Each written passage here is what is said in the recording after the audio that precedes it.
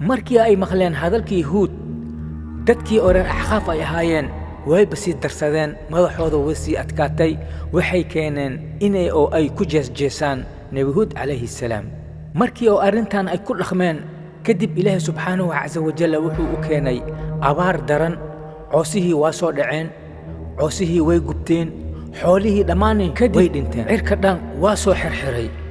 markii cirka oo soo xirxiray qoomkii dhan banaanka ay soo baxeen waxay dhaheen kani waa calaamadii oo roobka roob ayaa noo soo da'aya abaarta waan ka bixinaa Ilaahay subhanahu wa ta'ala wuxuu dhahay falamma ra'ahu 'aaridan mustaqbila awdiyatihim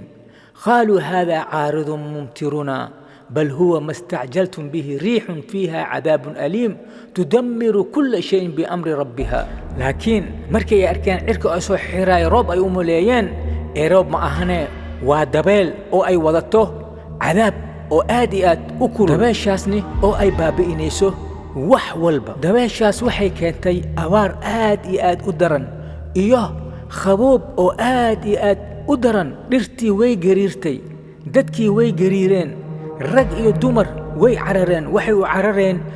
teendooyinkooda inay ay galaan teendooyinkii xatay way galeen teendooyinkii dhan waa laga baabi'iyay dabeel xun oo qaboob ah ayaa imaaday dabeeshaasna waxay socotay habeenkii ay bilaabatay ilaa iyo habeenkiis maalintii ay bilaabatay ilaa iyo maalintii ayaa dabeeshaas oo qabowga iyo dhaxanta iyo cadaabta ay socotay kadib Ilaahay wuxuu keenay dabeel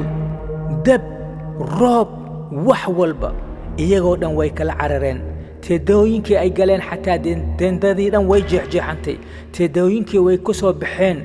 madaxooda ayaa hoos geeyeen kadib Ilaahay subhanahu wa ta'ala madaxooda ayaa dhulka geliyay madaxooda dhan waa kala go'ay ayagoo dhan waa la baabi'iyay